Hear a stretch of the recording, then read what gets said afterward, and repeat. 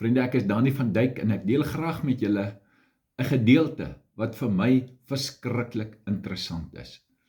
En dit is die hoëpriesterlike gebed van Jesus wat ons vind in Johannes 17.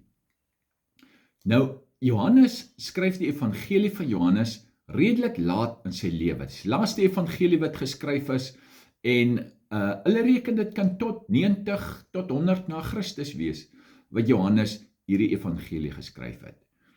En ons sien hoe dat hy in die evangelie van Johannes baie sterk deurkom met wat is liefde, en dan in die besonder hierdie gedeelte in Johannes 17, as dit nou, dink waar dit begin in Johannes 15 al, die gedeelte oor die ware wynstok en bly in die wynstok en die loot moet in die wynstok bly, anders kan hy nie vrug dra nie, en kom dit baie sterk deur dat ons in Christus moet wees en hy in ons.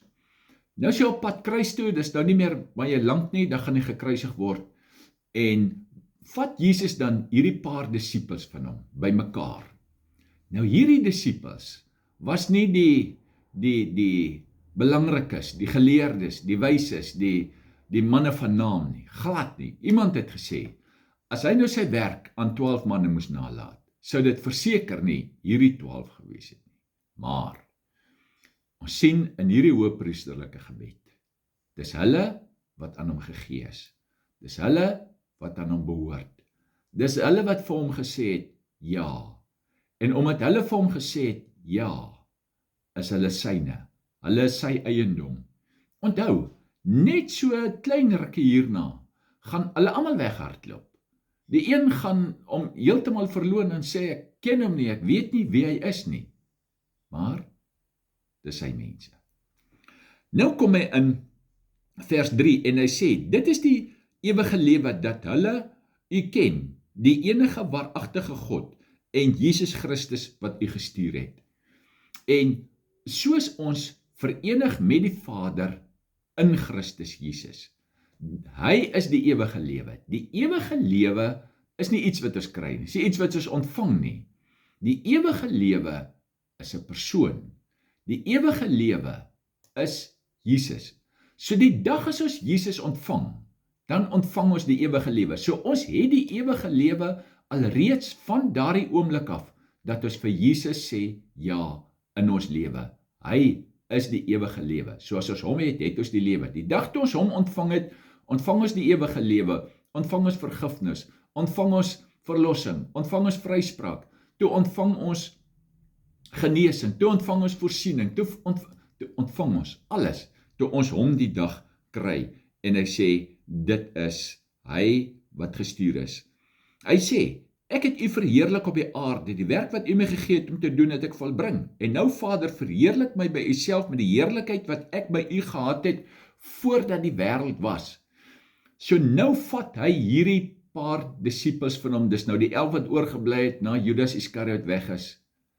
En 'n mens kan in jou geestesoog sien, hoe hulle by mekaar trek, en hoe hy vir hierdie paar, want hy weet wat lê voor, hy weet wat oor hulle gaan kom, hy weet alles, en hy trek hulle by mekaar, en hy begin uit sy wese en sy hart vir hulle bid, want hy is die groot hoëpriester. Onthou, dit is die werk van Jesus, tot in hierdie oomblik, is hy die intercessor, hy is die een wat vir ons intree, hy is die een wat ons indra voor die Vader. So nou kom hy en hy vat hierdie paar disippels van hom by mekaar, en hy sê die heerlikheid wat ek by u gehad het, voor die grondlegging van die wêreld. So Jesus was in die hemel. Hy het die heerlikheid gehad van die Godheid. Dis wie hy was, mede-skepper. Hy was deel van dit, die groot heerlikheid.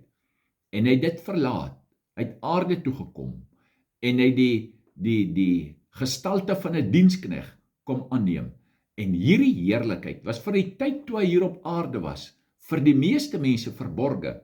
Maar as jy nou mooi na Johannes kyk en luister wat hy sê, daar in Johannes 1 van die lig, en die lig was by ons, en die duisternis kon dit nie oorweldig het, dan sien jy, vir hulle, wat bietjie dieper kon kyk, hulle wat bietjie verder kon kyk, hulle het iets van die heerlikheid gesien, maar hy sê, die tyd is nou baie naby, dat hy gaan teruggaan, dat hy hierdie heerlikheid van hom weer gaan opneem.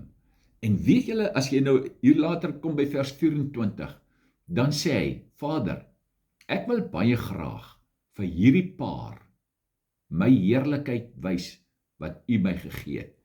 So weet jy wat is die begeerte van Jesus? Sy begeerte is om vir hierdie paar, al sou hulle hom verraai, al sou hulle weghardloop, al sou, hy sê, vir hulle wil hy graag sy heerlikheid wys. Hy wil graag sy heerlikheid aan hulle openbaar. Hy wil graag vir hulle wys wie hy is en wie hy was voordat hy aarde toe gekom het en wie hy gaan wees nadat hy weer opgevaar het in die hemel. Weet jy wat?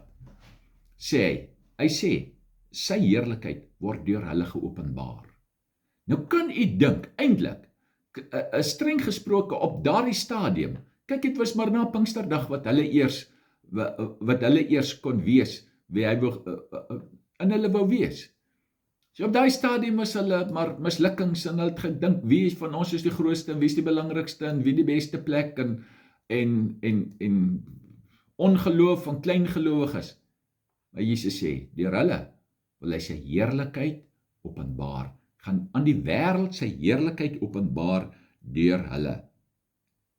Hy sê in vers 9, ek bid vir hulle, ek bid nie vir die wêreld nie, maar vir die wat U my gegee het, omdat hulle aan U behoort. Hulle was die geskenk van die Vader aan hom, so is vir hom belangrik.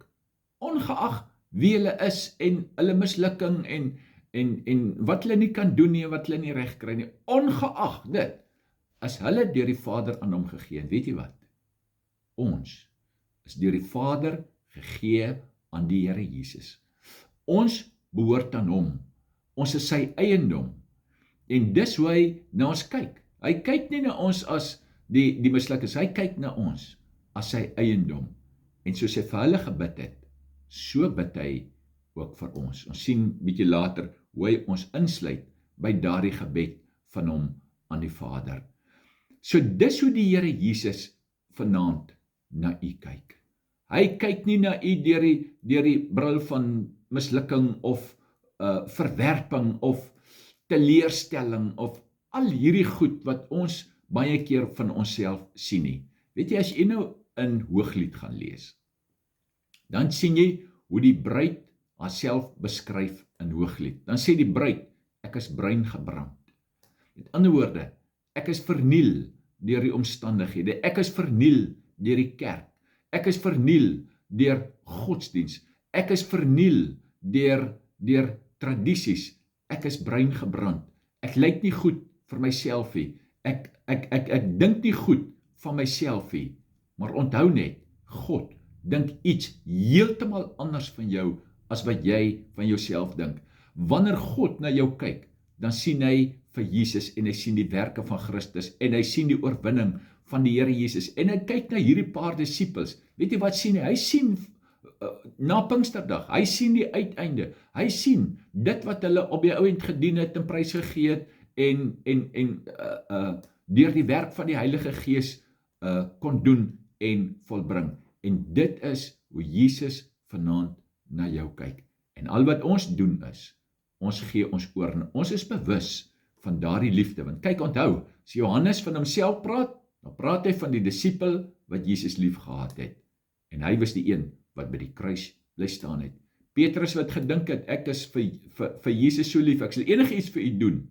Hy het hom net so rukkie later verraai. Johannes staan by die kruis.